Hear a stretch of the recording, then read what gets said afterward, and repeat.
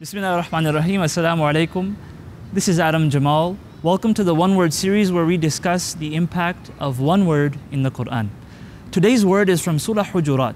In verse number 12, Allah says, Ya ayyuhalladhina amanu, ijtanibu kathiran min adh-dhann. O you who believe, avoid much suspicion. In this verse, I'd like to focus on the word ijtanaba. Ijtanaba is usually translated as to avoid.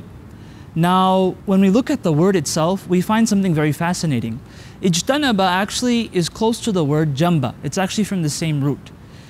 And jamb means for something to be next to you, for something to be close to you. And now that teaches us two things. That when Allah tells us to avoid suspicion, He's also telling us by using the word ijtanaba that this is something that is close to us. It has some appeal.